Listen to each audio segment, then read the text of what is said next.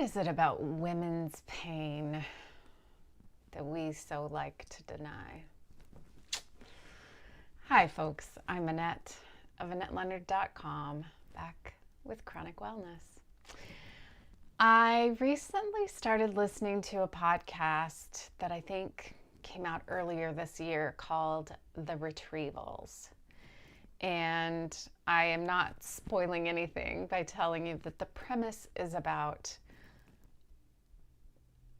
a clinic at Yale that was doing egg retrievals for the purposes of fertility on individuals. And when it came time to do the retrievals, one of the nurses at the clinic was not administering the pain medication, but was taking it for herself because she had a problem with addiction. And the women who are being interviewed are describing such debilitating, crippling, biting, excruciating pain. And they are so systematically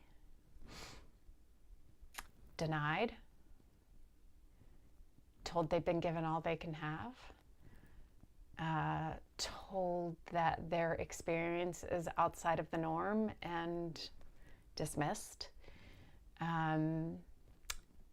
given alternate stories to try to believe.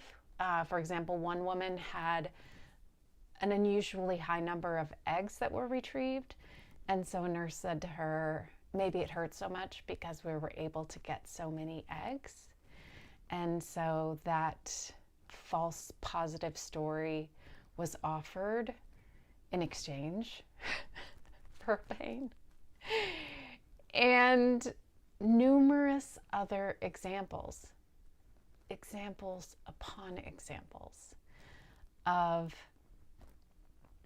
how the doctors, the nurses, the spouses, the women themselves were conditioned out of believing their own experiences.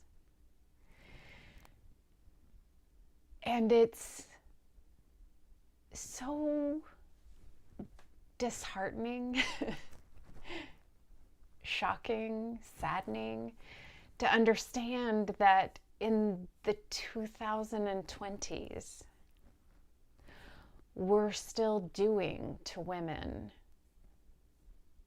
what was done in the time of Hippocrates in the,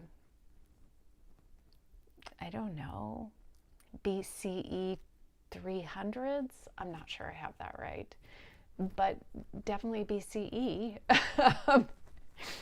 when women were told that they had hysteria because their wombs were empty and therefore free floating, causing anger and outrage and pain and therefore uncontrolled emotion. If you haven't read Eleanor Cleghorn's book, Unwell Women, she thoroughly documents how women's pain, and radically more so women of color's pain, is systemically denied, disbelieved, discounted, undertreated, undermedicated.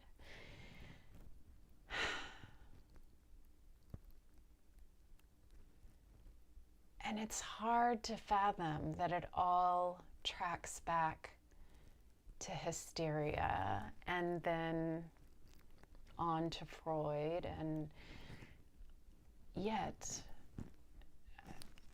what's another better more compelling explanation. And actually, why do we care what the explanation is unless that explanation helps us root out this bias, these prejudices, these prejudicial behaviors?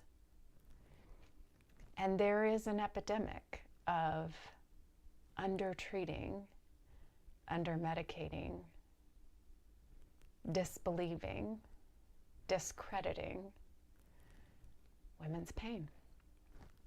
And for any of us who suffer from pain in a chronic way or complex pain syndromes, this becomes particularly gnarly to try to untangle when we work to get our pain believed. Whether it's becoming incredibly cerebral and trying to argue on behalf of our pain, whether it's becoming loud and emotional and trying to get our pain heard, whether it's trying to display our pain in outbursts and shock campaigns. And each of those, along with other methods, have their consequences. And very few of those consequences are believing us, hearing us, taking appropriate action, and treating our pain as it needs to be treated. And our pain is disproportionately addressed compared to men. And while I understand that gender is a construct, it still is the construct out of which we are operating. And until that is no longer the case, it will have some weight here. It will have some credence. It will come to bear on the decisions that people make, that providers make, in how I am perceived. I remember the first time that I got meningitis.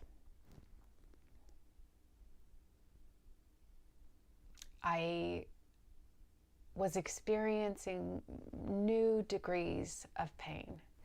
What I had previously thought was a 9 on my pain scale, I had blown way past. And so I was laying in a hospital hallway.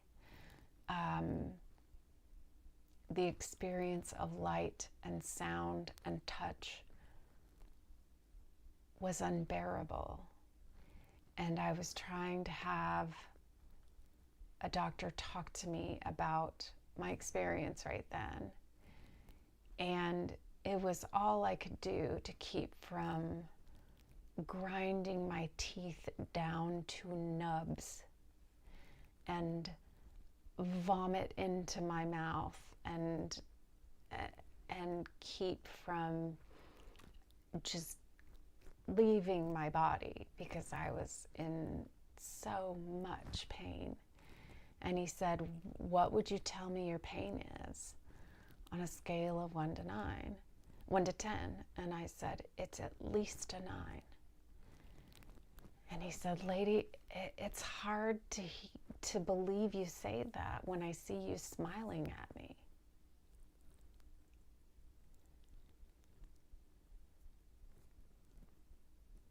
And thankfully, my partner was with me, and she intervened and said,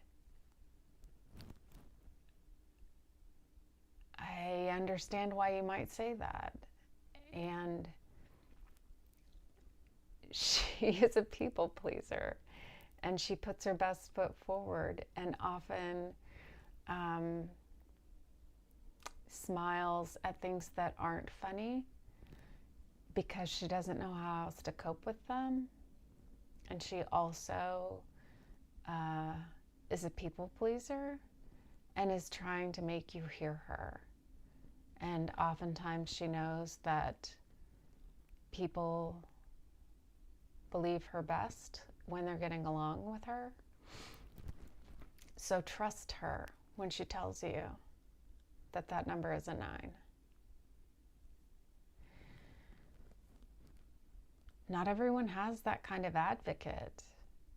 Not everyone is that well known that someone could advocate for them like that. And the doctor did a spinal tap because he believed that something was happening for me that was out of the norm. But he could have just thought I was drug seeking and sent me home.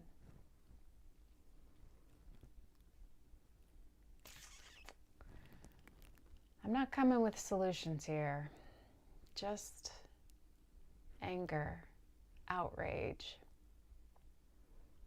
readiness for this system to be different than it is. What about you? Do your doctors believe you when you report your pain? Is your pain being appropriately addressed? When you have needed pain relieving medication, your pain to be addressed, is it being? Has it been? Let's talk about it.